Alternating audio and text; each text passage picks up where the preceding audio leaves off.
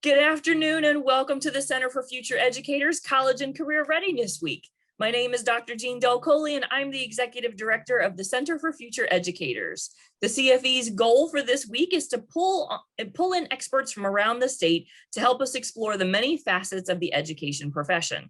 This week, you'll hear from teachers, administrators, college and university personnel, educational support professionals, and even a licensed parent educator as they all discuss what it takes to get students college and career ready. We thank them for their time and their wisdom this week. So today's theme is the most important people in the building. I'm really excited about this one today. And we'll be talking with a panel of educational support professionals, also known as ESPs. Anyone in education knows exactly how important ESPs are and the vital roles that they fill within a school. These folks are the ones that keep the building going no matter what the circumstances, including a pandemic. NJEA has over 53,000 ESP members, and today we get to talk to three stellar examples of ESPs throughout New Jersey. Kimberly Scott-Hayden is the 2021 New Jersey ESP of the Year and the National ESP of the Year. Congratulations on that one. It's a tremendous honor. She works as an inventory control clerk and assistant to security in the East Orange School District. Marquisha Reynolds is a special education paraprofessional from Jersey City who works at Patricia Noonan Elementary School, PS number 26. And last but not least, Stacy Yanko is the 2020 New Jersey ESP of the Year and an administrative assistant in the guidance department at Hopac-Kong High School. Welcome, ladies, and thank you for joining me today.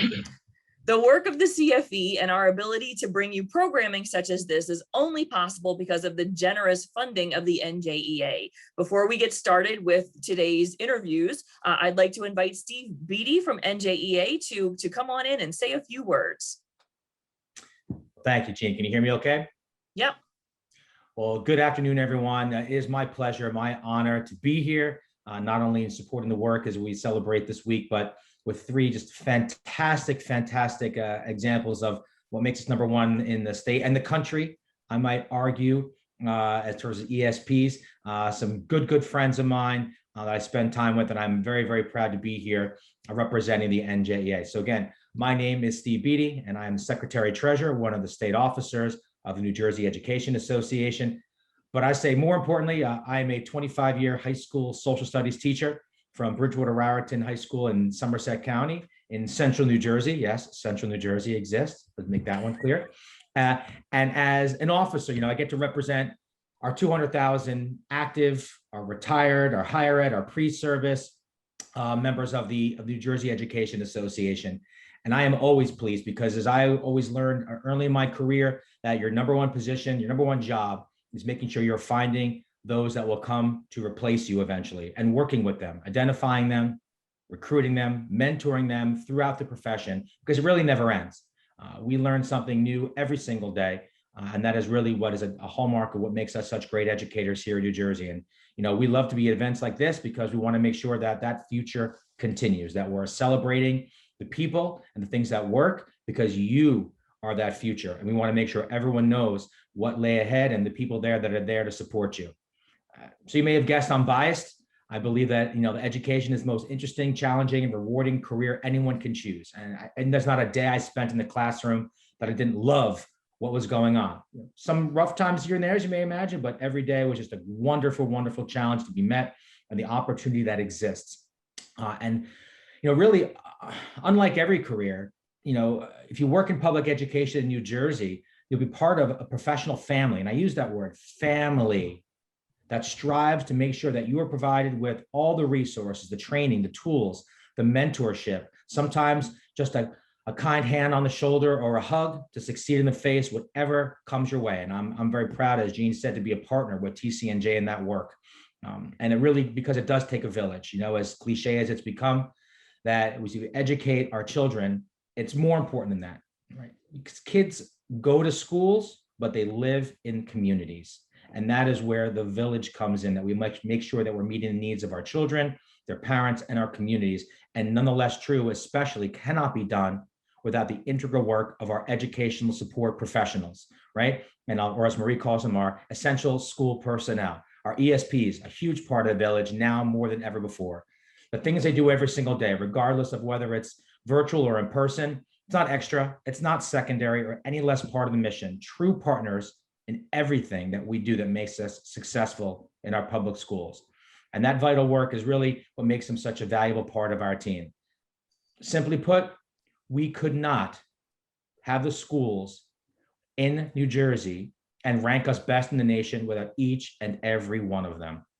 So listen, you didn't come here to listen to me talk. So without further ado, I want to introduce these wonderful, wonderful educators, my friends, my colleagues that I have known for years and years. And I can say this with absolute truth, that you will not meet better representatives for the profession of which they have entered and that we're all a part of, and the three ladies here with us today. So let me briefly introduce and we'll get started. So I'll start with Marquisha Reynolds. She's a paraprofessional, as you heard, in Jersey City Public Schools.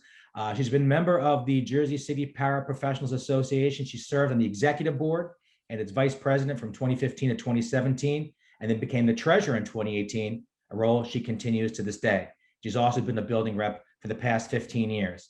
She's an active member of our ESP committee, our state committee, and a member of the Members of Color Network, and also a Hudson County EA Rep Council member. Marquisha has also worked on engaging members to donate to our NJA PAC and frequently makes calls to our lawmakers. And that just shows you, again, the importance of what it is in the things that go on that impact the education system. And Marquisha has been a stalwart in really making sure that the services and resources are there. Stacy Yanko, one of our, all county educator ESPs of the year, and Marquisha among that. Stacy Yanko was our 2020 Sussex County and NJA ESP of the year. She began working in the Hopatcong Borough School District in 2006 as the attendance and library aide at Tulsa Trail Elementary School in the mornings, and then the school library in the afternoon. By the September 2009, she was maintaining 2 of the district's 3 elementary school libraries, working as a library assistant. For the 6 years that followed, Stacy worked to automate the libraries, putting over 20,000 books into the system, and more importantly, into the hands of our students. In September of 2015, she began a career as a full-time high school guidance secretary within the same district, and through it all, served equally well as the Sussex County Education Association president, serving on numerous NJEA committees, and also current president of the Hopatcong Office Personnel Association. And last but certainly not least, Kimberly Scott-Hayden is the 2021 Essex County and NJEA ESP of the year. Working in the same district she graduated from, Kim began her career in 1995 as an inventory control clerk who assists the supervisor of security services at the East Orange Public Schools and is president of the East Orange Maintenance Association. Kim represents maintenance, security guards, teaching assistants, and paraprofessionals who work in East Orange schools. She's also served as an officer of the Essex County Education Association, the NJA Delegate Assembly, and serves on our executive committee. And as you heard, not only working at NEA as director and chair of the Human and Civil Rights Committee, but of course, as you heard, and I'm proud that Kim represents the best of us, not only here in New Jersey, but nationally, as she was recently named the NEA ESP of the Year. So I can think of no better group than Marquisha, Stacy, and Kim to lead this panel today. They are essential. They are vital. They are wonderful. And they will no doubt give you dozens of reasons why they are among the most important people in our school buildings today. So enjoy the discussion. Thanks for having me. Thanks, Steve. I love to call this one the most important people in the building because, as most educators know, you can't get through a day without your essential services, essential service personnel, educational support professionals. We need you in the buildings every single day. The principal can be absent, right? But if the principal secretary isn't there, then nothing gets done. The leaders in the building are important, but they aren't the ones that actually make the infrastructure move every single day. So for our high school and middle school students who are tuning in today, let's talk a little bit about what educational support professionals actually do within a building, because I'm not sure that they understand what the role of ESPs are. So the number of people that can be ESPs in the building include people working in transportation services, food services, technical services, all of your IT folks, clerical services, so your front office staff, your guidance office staff, your athletic office staff, your para-educators, which I know as a teacher, I could not get through the day without my para-educators in there. Health and student services, so your school nurses and those folks as well. Security services, skilled trades, so you want to make sure that water is working and the boiler is going and there's heat or air conditioning in your buildings. If you've got air conditioning, then yeah, these people are crucial. Skilled trade services to make sure that everything is functioning, and most important also custodial and maintenance services. And I always used to tell my student teachers and anyone else who came to the building, there are people that you treat right in this building, and those are your ESPs. Because if you treat them wrong, boy, your life is going to be miserable, because they're the ones that know where everything is. If you're nice to them, they will certainly, repay that in kind, but treat people like the real valuable human beings that they are. And in my experience, my ESPs were some of the most important and most valuable people in the building. So thank you all for being here today. I really appreciate it.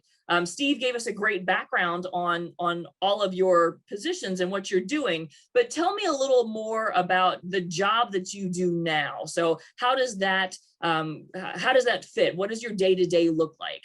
So Kimberly, I'm going to start with you. Yes, hi.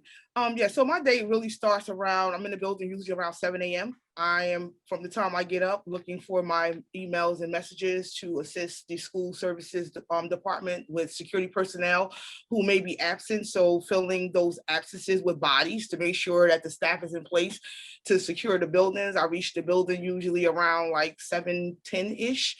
I'm in the building. I am still performing those same duties. I am assisting the supervisor of security because my actual job does not start until 8 o'clock. So, and that entails scheduling people who are calling out, who have vacations set up, making sure that our shifts are covered. We have 24-hour shifts where we monitor our own fire and burglary alarm systems.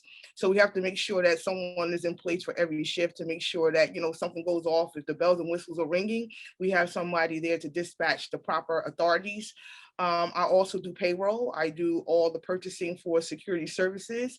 I handle the school resource officers to making sure also if they're out that we have someone to handle and address the needs of the high school, the middle schools, and our actual Fresh Start Academy, which houses our BD students. So that's very important to make sure that we have the adequate coverage there. So yeah, my day is usually full. It's very busy. I love what I do, and I wouldn't change it for the world. Helping my staff members and my colleagues be successful in turns a lens to my students being successful. So that's what my day looks like. So you can't be absent like ever with all the stuff you ever. No, I'm actually on vacation right now while we're doing this, and I'm getting phone calls from my supervisor right now. Like, where is everything? Yeah, exactly. And that's a lot of complicated things to keep control of, both, working with, the substitute thing and the payroll and the inventory and the security, making sure everything is manned. You are multitasking with so many things going on at once. So yeah, and as you said, you get in there an hour before you're even supposed to start, just because you've got to make sure that everything is flowing along and doing what it's supposed to be doing. So, a lot of people don't understand with education that there is the sage on the stage. There is the person who stands in front of a classroom, but in order to actually make the building work, to have the building open for everybody to get in there in the morning, it takes an entire village of people to get things moving and make sure that everything is functioning properly. So thank you. That's wow. I'm tired just listening to you. So take those vitamins, get that energy, right? Whew. All right. Marquisha, go ahead.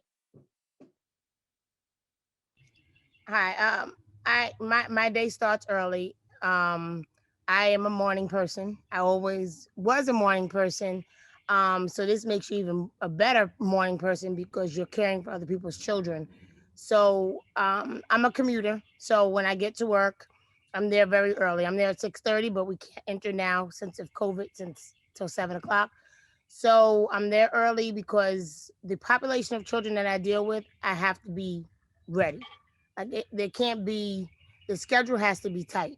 So I'm in there making sure, like I'm reading emails, just like Kim said, just making sure if gym is canceled, I can't put it on the board. If this is canceled, I have to see like what's going to go on for the day to be able to function. Because if one little mishap, makes it a very long day. So just trying to organize, make sure everybody's work is out, what needs to be highlighted for my children that need assistance, my independent kids. So just basically getting in there, organizing so that your day can flow. And, you know.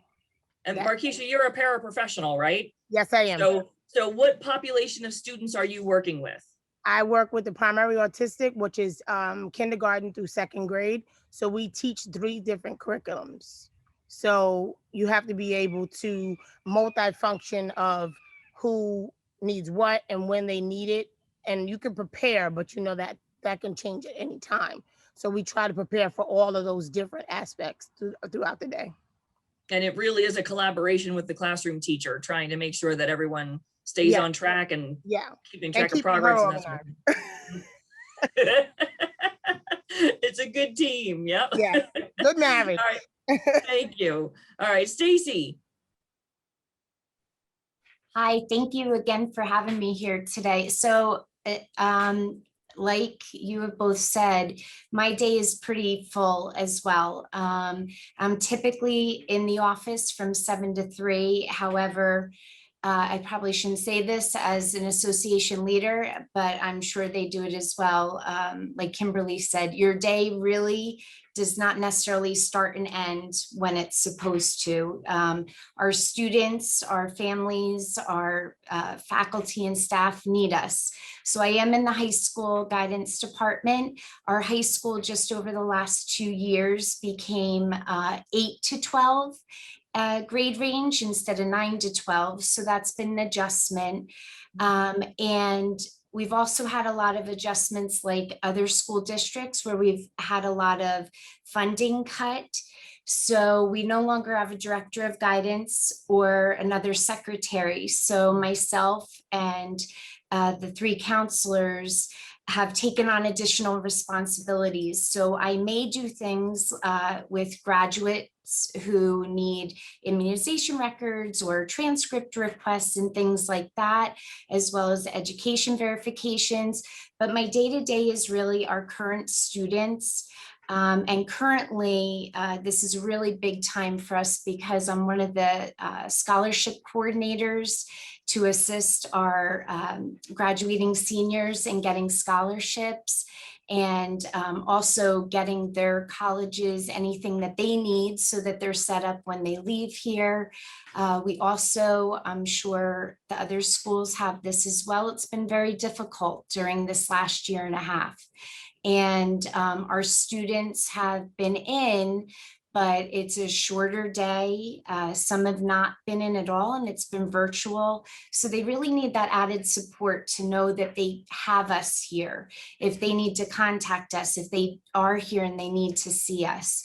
So I work really closely with our principal, our crisis counselor, our case managers, school counselors, as well as the teachers and parents so that we can make sure the students are getting all the support that they need.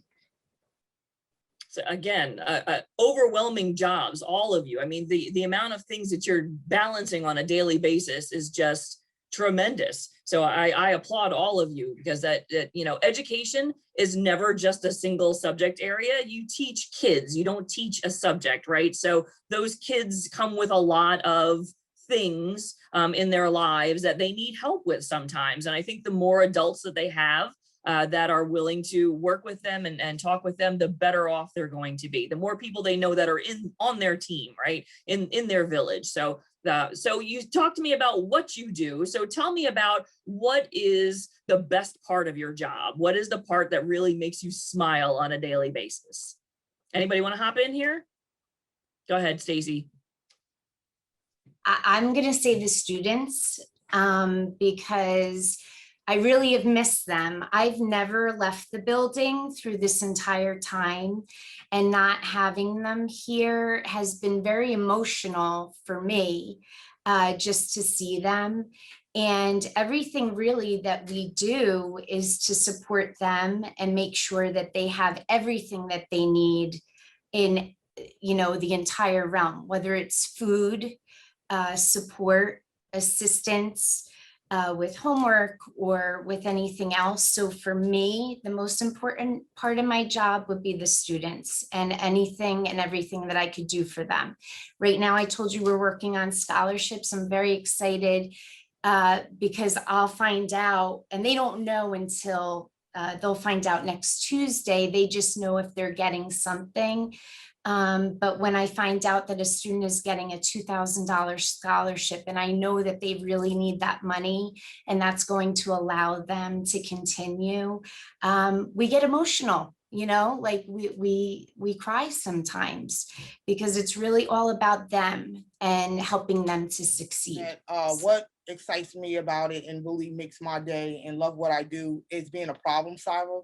So I like crisis situations. I'm crazy like that. I like things when people say, oh my God, like this is happening. Oh my, what do we do? What do we do? And I'm like, let's calm down. Let's breathe. Let's think about it, internalize it. And then we figure out what the moving pieces are and what team players we need to find the right solution.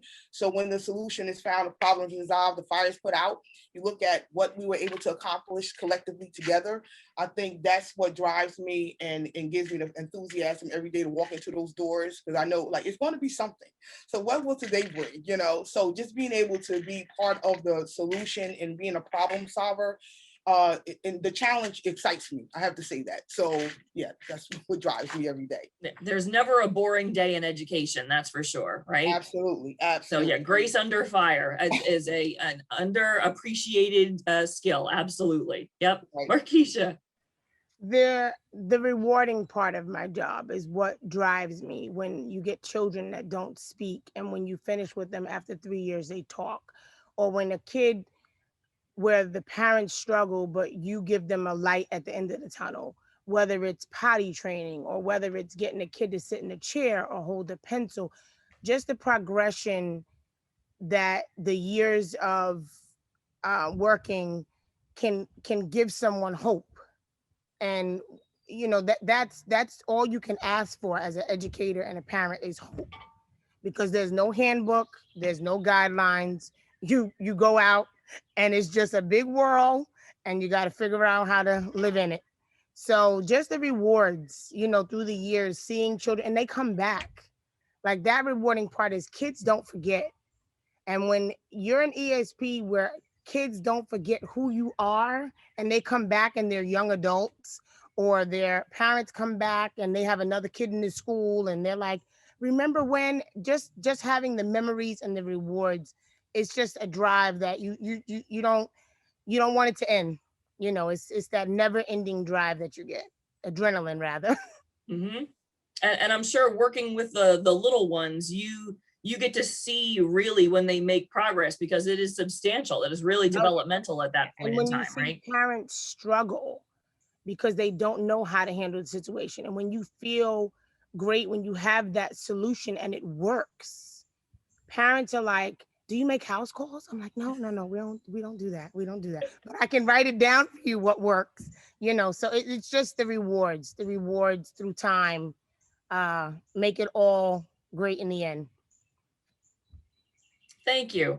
All right, so we talked about what makes you smile, and I see all of your faces have brightened up once we started talking about, you know, that part which you're passionate about. But what are some challenges about being an ESP, or about being, you know, a person in your job? So there are challenges or pros and cons to everything, right? But you can even take that bigger picture and talk about what are some of the challenges of being an ESP, or challenges within your particular job. So Kim, I saw your hand up first. Go ahead. I will say some of the challenges that I believe I face. I work in administrative headquarters, so let me start with that piece first. So I'm in the office with the superintendent on down, with all the directors, the high-end stakeholders, I call them. So just being able to be respected for your opinion and what you bring to the table. Sometimes people feel like because you are an essential school professional and you don't hold the degree, or you're not at the level of educational level where they are, they don't respect your opinions or your thoughts. So you sometimes have to fight a little bit harder, you know, stand up and step up and be recognized. So, you know, you have to demand that seat at the table. So that is some of the challenges that you face, is just being able to have your voice and opinion heard and respected as an essential school professional. So those are some of the challenges that we face, and understanding also that when I tell them that we are the ones that are in the trenches every day, that are doing the work, that are behind the scenes, that really, we are the people that really know what works and what needs to happen to make each school day that we walk into those buildings successful. They usually don't get that until something dramatic happens, and then you're put into that element, or you're thrusted into that situation and you solve the problem. Then it's like, oh, well, you know, I didn't know that she would be able to step up to the plate and handle that. I'm like, yeah, because you didn't respect the things that I said prior to. So now I have to show and prove of what I'm capable of doing. So I think it's a respect factor. Thank you. Marquisha, go ahead. To piggyback on Kim, it's definitely respect. And over the years, you do earn it because people know, oh, I better not mess with her because I need her one day. But for the challenges with the job part, the respect is one of them. But challenges with the children that I have with my own self, a challenge every day, and it's something that I was taught a long time ago by my mom, was you cannot save the world. Mm-hmm. You cannot go in thinking you're going to save the world, because you're going to get tired, you're going to get worn out. And that's a challenge I struggle with every day, because when you go in, it's a new day every day, but you feel like you want to save the world because there's always something that comes up, because every day is not a new day. So fighting with yourself, you know, like, I cannot save the world, I can try, but if I don't succeed, you get back up and you do it again. Mm-hmm. So that's one of the challenges I suffer from being a paraprofessional, with getting new kids every 3 years. And it's a new challenge every 3 years because you're starting again. And, you know, you can't just go straight into academics. You got to go to the small stuff to get to that point. So those are two of the major challenges that I struggle with as an ESP. It's those kids that keep you awake at night because you're like, I like tomorrow, I'm gonna get them tomorrow. Like I will bring them in. We will be collaborative by the end of the year. I don't know how, but I'm gonna try another way tomorrow. Make it work, right? Like you set your goal and you're like, I'm gonna reach this goal by June. I'm gonna reach this goal. You just keep talking to yourself. Yeah, there are those ones that will keep you up all the time. Yep. Stacy? I think for me, my biggest challenge over the last few years has really been due to our budget cuts and taking on additional responsibilities that maybe should not be my responsibilities. However, they need to be done. And like I said before, anything that the students need, I'm not going to say no. And that is a challenge for me too, is sometimes some of the school counselors are like, we're gonna put it right across your forehead. No, but I have a very difficult time saying no. So I'll be busy and then I'll get busier. But again, the end goal is always making sure that the students, their families, the staff have what they need so that we are providing all of the services that we need to provide. And if that's a challenge that I'm going to have to continue to, face, then I will do it. I'm hoping eventually it will get better. And I've been very fortunate. I agree with what both the ladies said. The respect piece is so important. We are not just we are a part of the education team, and we wouldn't be able to be what we are, or no one else could do what they need to do without a part of the team. One of my biggest platforms is we're a team. You have the people who are always on the field, use a baseball team all the time. And then you have the ones who need to jump in at certain times, and no part of the team or no player on the team has a smaller role than the other. We are all equals, and we deserve that respect. Mm-hmm.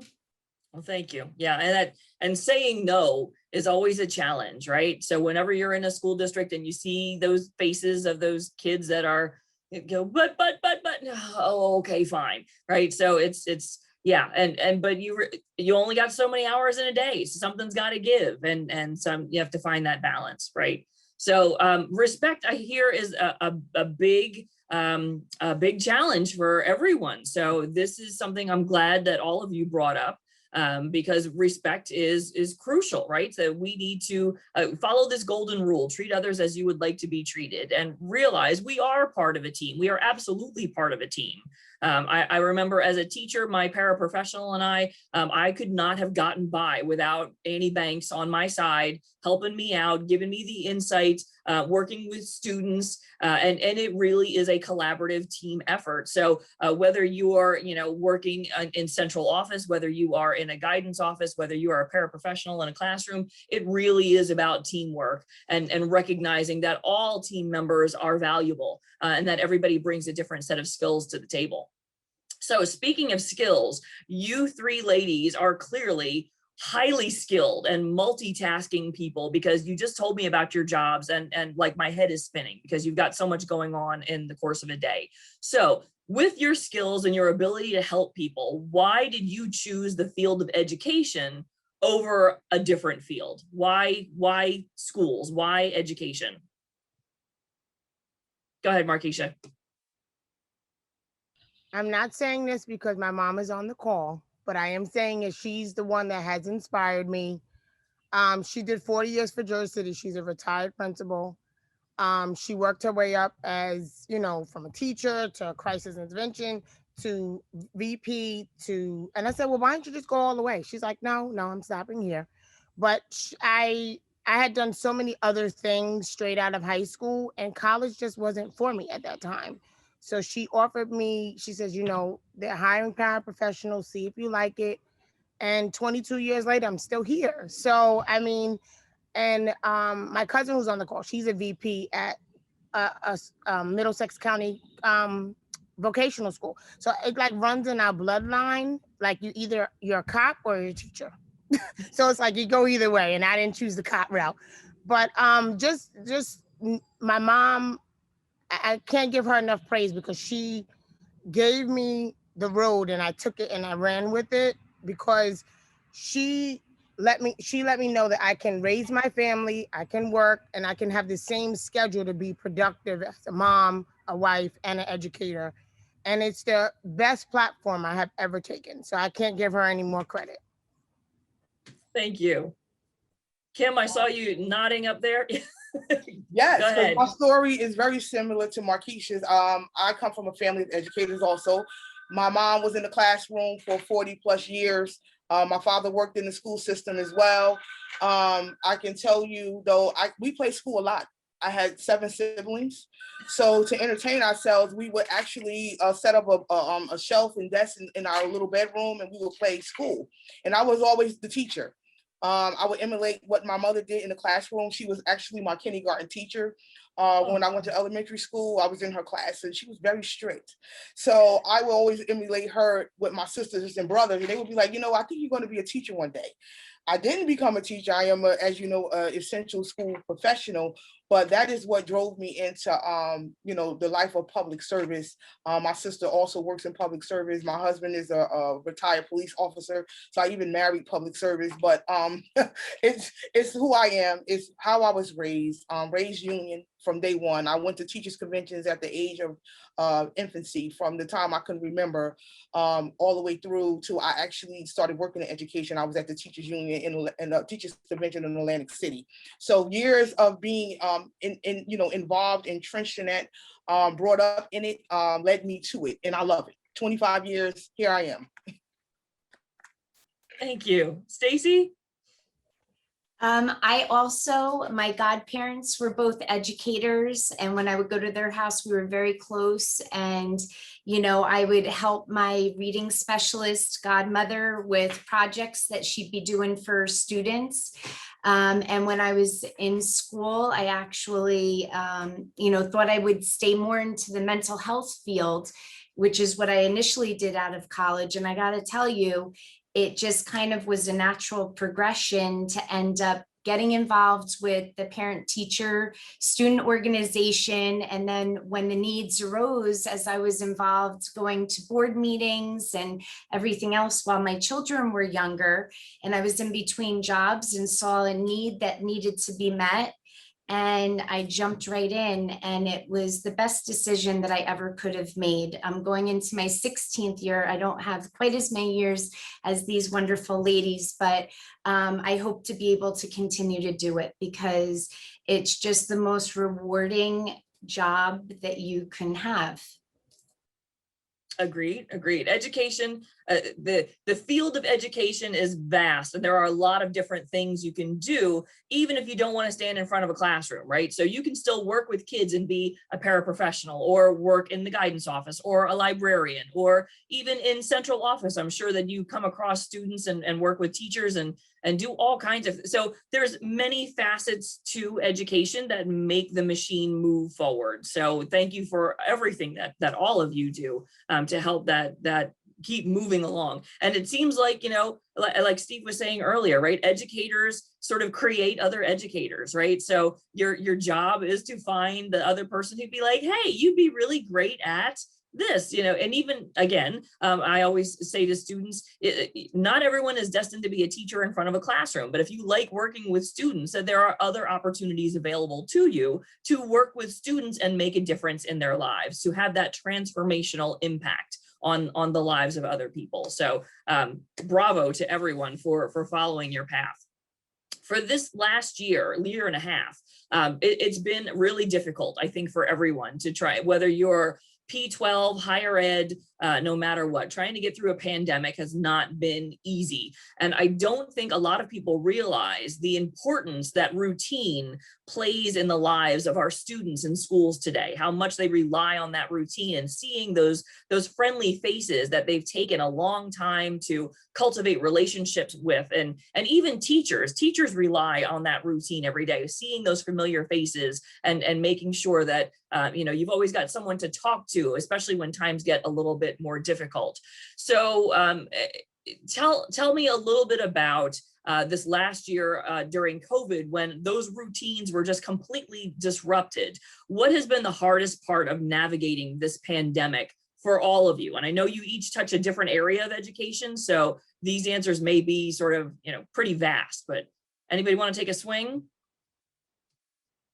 Go ahead, Kim. So as the person who purchases all of the necessary things that make security run, Wow. March 18th, when school shut down, I was on a Zoom call with my district leadership and administration, and we're like, okay, so what do we need to do? What are the things we need to order? So I kind of became in charge of the first set of PPE equipment and supplies that we tried, you know, we needed to get. It was very hard securing these items to actually, you know, open up the district, or to make the people who needed to be in the buildings feel safe enough, right? So we were trying to order PPE, from masks to hand sanitizer to rubber gloves, you name it. So just being at the forefront of that for my members, because these were in fact my members as a local president, I was, you know, tasked with this job, but also tasked with trying to ensure those very members who had to be in a building, who never left the building, even in the midst of the pandemic, they continue to work straight through. Every day, they still are there, never stop, putting themselves on the front line. So just trying to reassure them, like, yeah, the district, we ordered it, it's coming, it's going to be there, I promise you, you're safe. We're making sure that the measurements that are required to be in place per the CDC guidelines, we're doing it, we're following it. So just trying to reassure people, doing your job to make sure that those things were there, that the administration was in fact being in compliant with the requirements that were set forth. So all of those hats that you're trying to wear, the reassurance piece for them as their leader, as the person that, you know, the sounding board, I would say, they were sounding off on me, like, why do we have to come in, and I don't feel safe, and they didn't give me enough masks, and the gloves they gave me weren't correct, and I don't think there's enough PPE or ventilation going on. It's like, it was never ending. So from that point of March the 18th, when we closed our doors and staff were told to stay home, just trying to schedule employees into the building, cover shifts, because people were like, I'm not doing it, I don't care. Dealing with my people who were hourly personnel, who were afraid that they were losing their money, because if you didn't come in and work, you didn't get paid. So luckily that the FFCRA Act, when it came in, it covered those employees. So reassuring them that, you know what, yeah, you're going to get a paycheck, you're going to get your full paycheck, you still receive all the hours you would have if you walked into the doors of the building, so you could feed your family, because nobody wants to be hungry or worry about where their next meal is coming from or whether the rent is going to be paid. So it was a exasperation of multi things that were actually going on for me that I had to try to take on, and dealing with I have 3 of my grandchildren that I currently have custody of, and 2 of them are currently in school. So one was not doing very well virtually, and the other one was thriving. So trying to figure out how do you balance that to bring the other one, to get him back on task, up to par, working with the administration through the Zoom meetings and finding out what we can do collectively together to help my grandson who was struggling. It was never stop. It was like non-stop. So I take my hat off to everyone who's done their job during this pandemic, who stepped up on behalf of public education for our students. I commend you highly, and to the frontline essential workers also. Mhm. And securing those supplies, I know, was not an easy task. I mean, where do you even order plexiglass from, right? And the Exactly. customized to the size you need, and the vats of hand sanitizer that you need, and when nothing was available and everything was in shortage.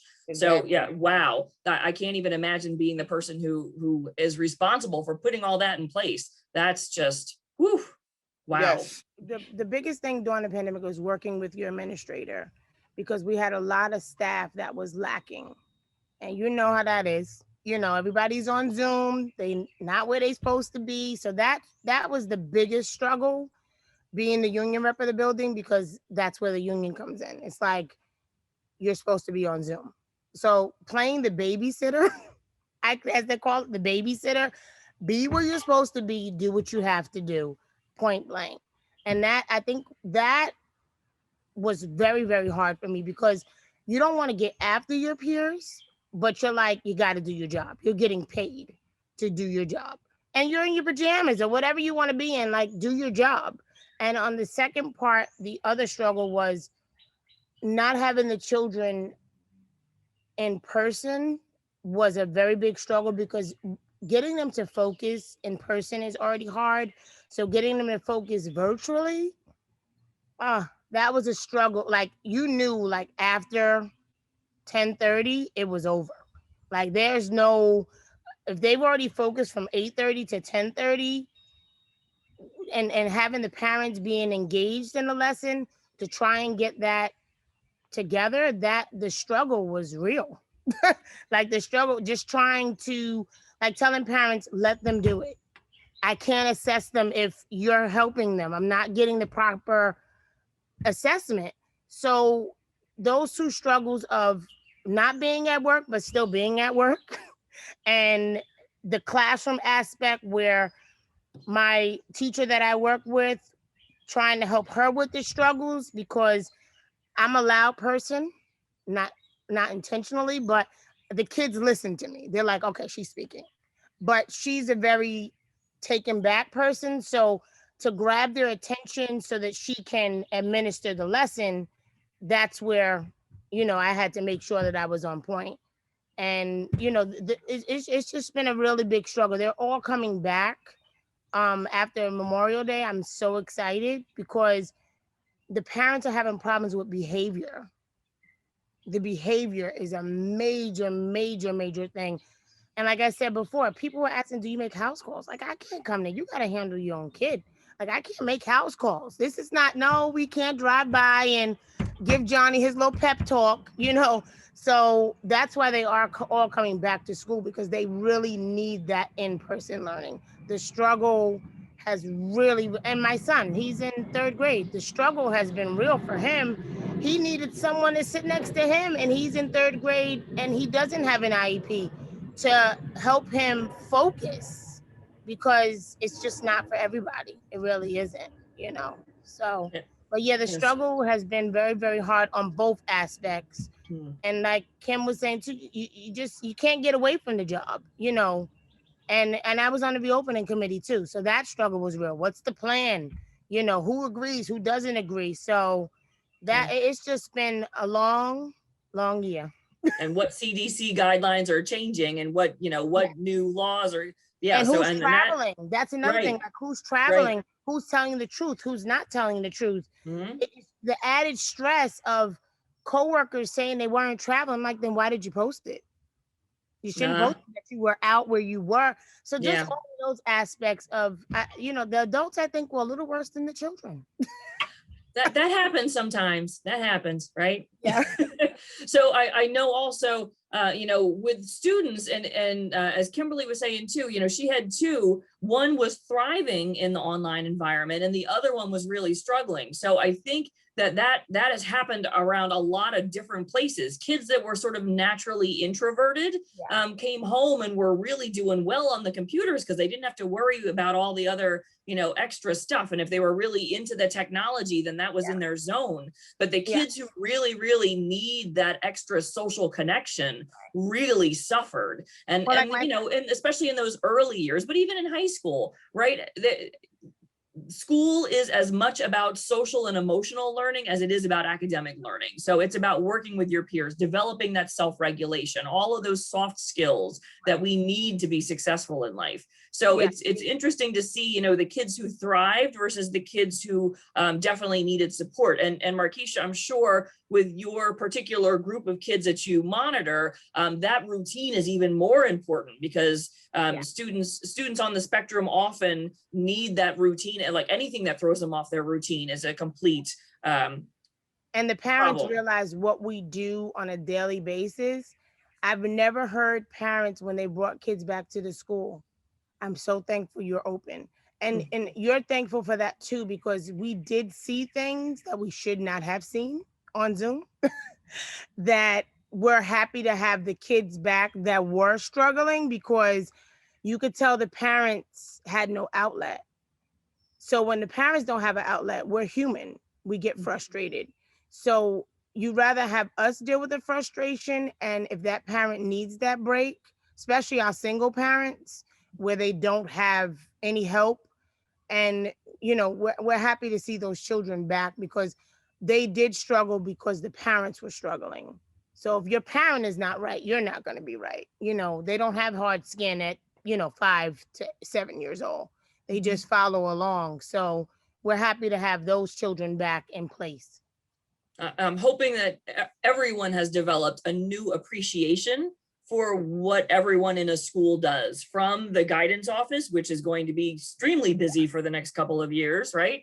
To the food service workers, to the security and transportation, to making sure kids can get back and forth when there's half days with a virtual day in the middle, with split schedules, with 6 foot distance, with whatever else. So I think a lot of parents, and especially sitting back and watching their students take classes, have a new appreciation for what it actually takes to get a student through the education system, to make them a successful student for whatever college and career or that they want to pursue in the future. So I'm hoping that that's what's going to come out of it. I hope that the memory isn't a short memory. I hope it's a nice long memory, that they appreciate everyone. All right, Stacy. So I was thinking about what everybody said. I'm very fortunate because my children are older. I do have a college age daughter, and I saw her struggle doing online classes with her very difficult classes that she had. So, and then we did see it here as well. I think for me, the hardest part was I was one of the ones who never stopped coming in. Along with our custodial maintenance staff who did an amazing job. I can't even thank them enough for everything that they did, as well as our food service and making sure that, meals were still being provided to the community. So I think the one piece that really I'm hoping will change going forward is the inequities really came out as far as even within positions, seeing who would be doing nothing and still getting paid, but who would be given the additional responsibilities. And things like that made it very difficult, and seeing some of our members getting themselves in trouble, not being truthful about things they were doing or not doing, and needing to deal with that on an association level. So I'm hopeful that in September, things will be more normal, and we'll see what that really means. But a lot of the difficulties that both of these ladies have seen, I've seen the same thing. And just, again, taking on additional responsibilities because maybe somebody wasn't in, but I was accessible. So then my superintendent would come to me instead of his immediate person. And again, I'm not going to say no. But, being a part of some of the solutions, I did feel good to be able to provide that support and assistance. Very good. Thank you. So all of you are also involved beyond your roles in the schools. All of you are very active in NJEA in your chapters and branches. So tell us a little about your work advocating for education and why it's important for ESPs to get involved in advocating for your professions. I serve on the ESP committee, and when I was asked to do that 6 years ago, it was a great aspect because we always hear teacher, teacher, teacher, teacher, teacher. And I'm like, we need to hear more about our ESPs because we are a big branch of NJEA and NEA. So just being an advocate for Hudson County and the whole state, we wanted to make sure people knew. And when we got these ESP bills passed for some of our ESPs, I mean, that was huge. It was vetoed twice, right, Kim? I think it was vetoed twice. So to get it passed, we see that light at the end of the tunnel. We see that our pushing forward and never giving up. And when you get knocked down, you stand back up and you keep fighting. You don't let anybody tell you no, Stacy. So it's like, you have to keep, if somebody tells you no, we can turn it into a yes. We just have to keep pushing forwards.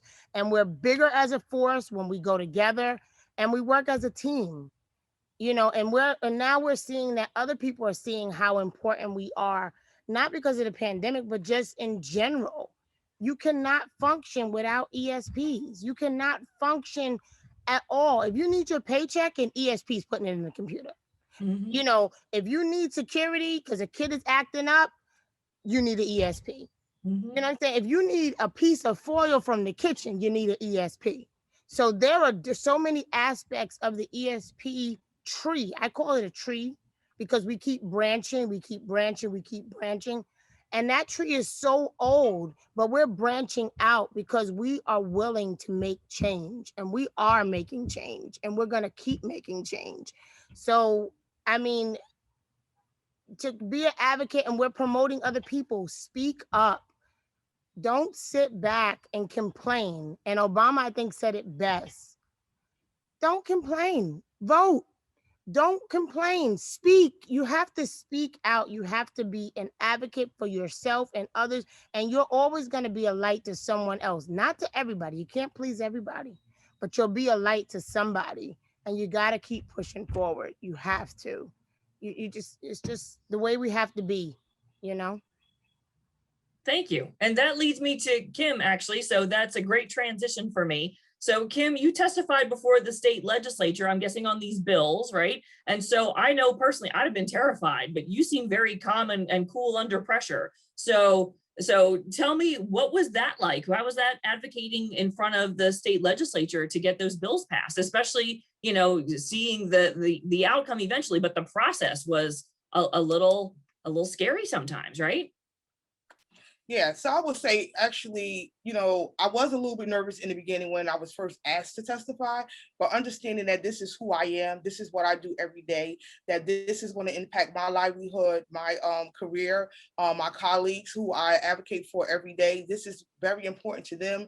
These were things that we couldn't successfully bargain at the table, so we had to have them legislatively mandated. So just understanding the importance of saving someone's job just so that, your administrator can't get rid of you just because they don't like you or you're not in a particular group of people or class of people.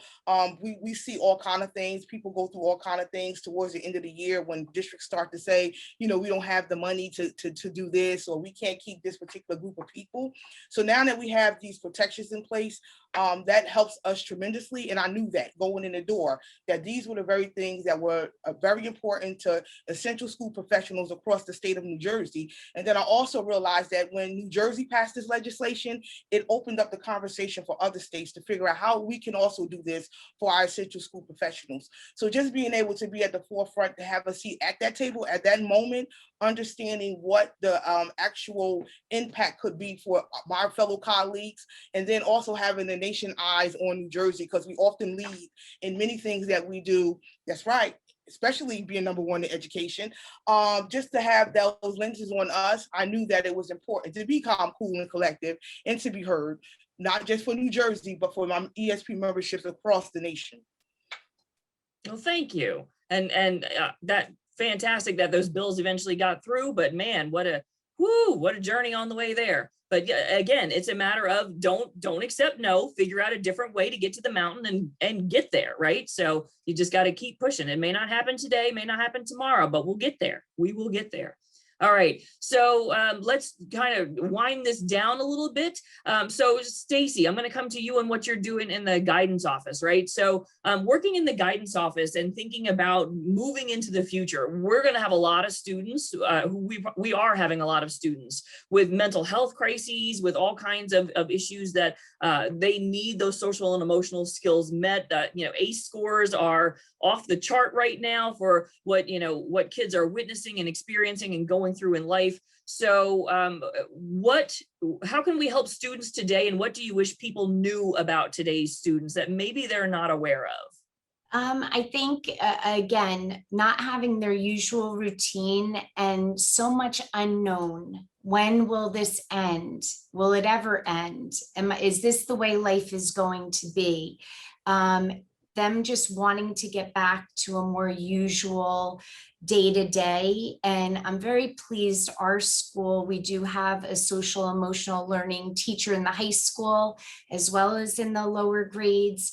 Our counselors and case managers throughout this whole time have been working with administration to make sure supports are in place for our students.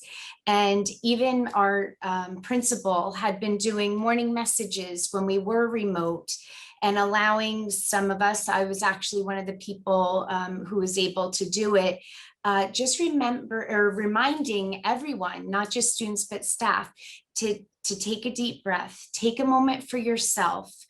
Think of something, whether, breathing is not your thing, but listening to music or reading a book and removing yourself from the electronics, from the other noise that may be going on. And I think it's going to be something that we're really going to have to continue. There's a lot of anxiety there. And I think, again, it's the students and the staff. We're going to need to reassure and provide them with the strategies to help them be able to not just come back to school, but to be able to succeed. And I think it's going to be a slow process, but I think that we're going to be able to make sure that it happens and that we can be successful. Mm-hmm. And that segues me right over to Marquisha, because Marquisha, paraprofessionals are like the guardian angels of a classroom, right? So they are the ones that really help when students have meltdowns, when things aren't going well, and sometimes we don't even know why they're having the meltdown issues that they're having. But what tips would you have when a student is having a meltdown, whether it's because they're struggling academically and they don't get something, especially in the virtual world, or because they simply have been thrown out of their routine and it's just not something that they're comfortable with? One of the tips is that most of our kids, if you've been in that school for a long time, those kids. So like if somebody's schedule's off from home, if they didn't eat, if their routine was off at home. And that's where a lot of our meltdowns do start, from home. So it's like, if a kid is home during the pandemic and he's virtual and then he comes back to school when school's open, if a parent has done something for you the whole time, and I'm asking you to do something that you're not used to doing for 14 months, you're going to have a meltdown. You're going to, if I ask you to cut this, or if I ask you to hold the pencil, if I ask you to sit in the chair, because normally when we're virtual, you're on the couch. So all of those a lot of our kids don't transition well. And this whole pandemic and being home and being comfortable, like getting dressed, brushing your teeth, all of those different routines to get you to school, if those are not in order, when you get to school, it's like, oh, I'm not doing anything. So you really just have to understand the child, understand their situation, and you just have to work through it the best way you can. Because as a paraeducator and as a parent, I have 3 children. So you understand, like, if your kid is going, if my kids are going to school and they haven't had a decent breakfast, how am I actually expecting them to do okay on that math test that they have at 10 o'clock? Or if my child's going to school with dirty clothes and they're not feeling great about themselves, how are they going to get through the day? So you always try and put yourself in that child's shoes or that parent's shoes, because I know everybody's situation is different. So someone might not have access to a wash machine to wash clothes, so they do the best that they can. So you just try and work through every situation, and just going into every situation open-minded. Like, you can't say, well, this is my kid. This is not my kid, but I have to treat them the best way I can to get through the day, through the situation. And the greatest tip ever is that things are always going to change on a timely basis. Whatever you thought was going to happen at 10:30 might happen at 11:30, or it might not happen at all that day. So you just have to learn to wing it. But the biggest thing is, as being an educator, no matter what your title is just to be open-minded, open door policy, just open all the way, and you just have to keep moving forward, and just knowing that tomorrow's a new day. You can't feel bad about, oh, today didn't work out, but tomorrow's a new day. The sun's going to rise again tomorrow, and we'll do it all again tomorrow. And it sounds like clear communication, not only with your colleagues, but also with parents and caregivers is really essential we as have them a text part of that us, whole like, process. he wanted to bring a toy to school. I told him no. Or he's bringing the toy to school to get him on the bus. Mom, if you got him on the bus, we'll figure it out when he gets here. So it just trying to, like I said, have that open mind to the parent too. Like, I got you. Because some parents do need that. I got you.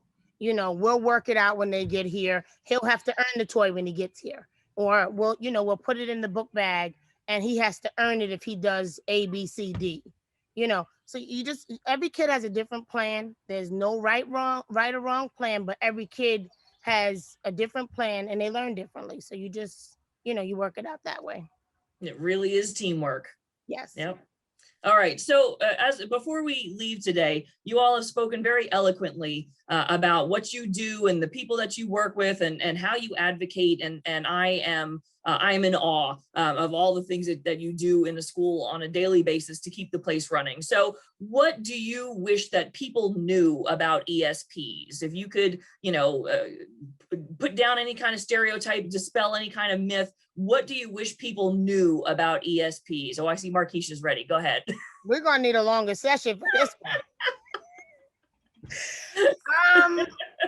Just knowing that we all have titles, but at the end of the day, we are all stakeholders. We all hold a part in this child's education. And ESPs, it's a great thing to be a part of, but we're all educators at the end of the day.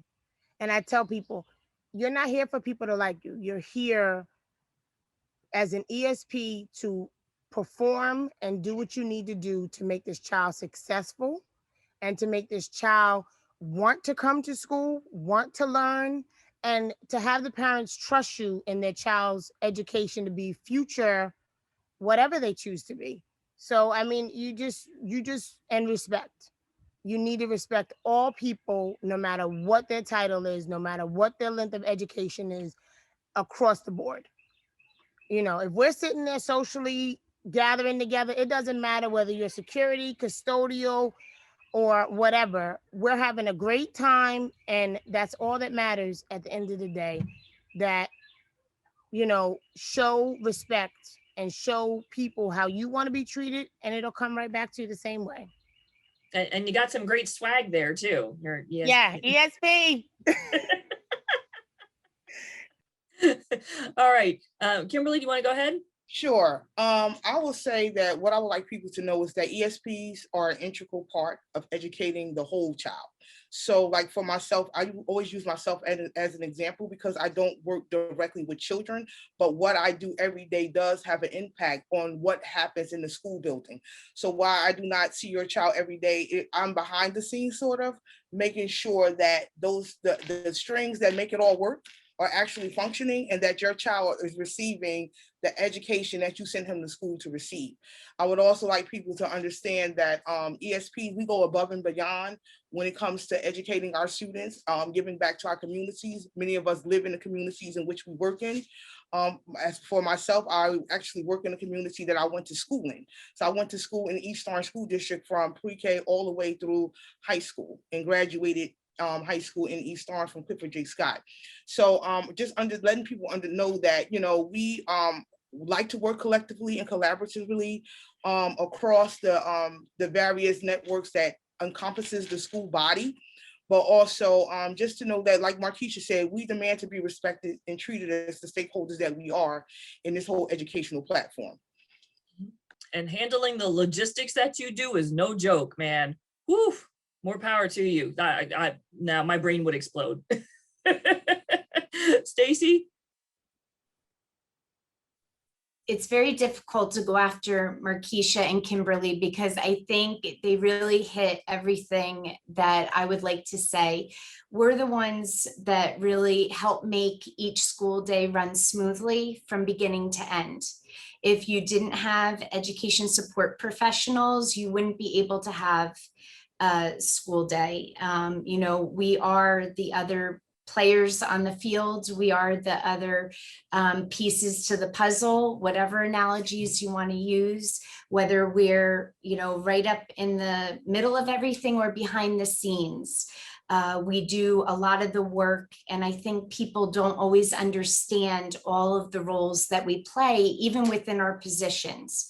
So I would hope that they would remember that we are and should be respected members of the education team, and that we will continue to advocate not just for our members as association leaders, but part of our job is to advocate for our communities, our students, their parents, and we'll continue to do that. And I think during this time frame, I would like to think that people have seen ESPs in a different light and maybe got a little bit more of an understanding. So I'm hoping that we can expand that as we go forward.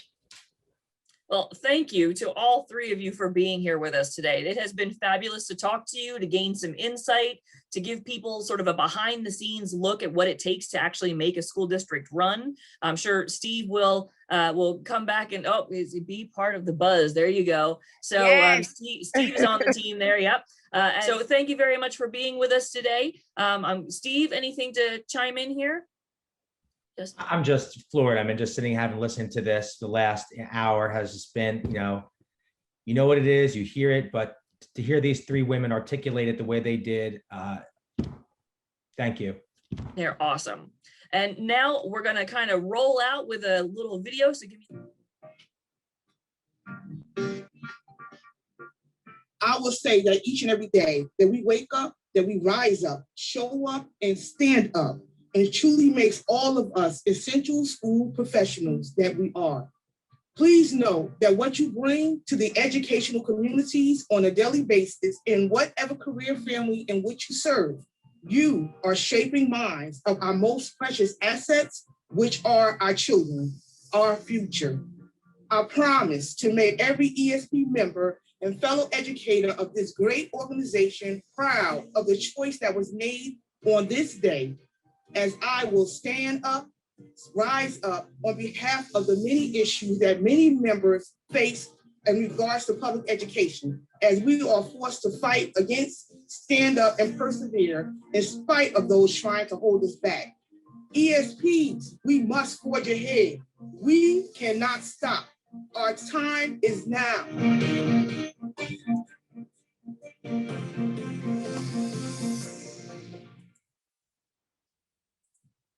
And thank you so much. What a great message to leave with. I have been inspired.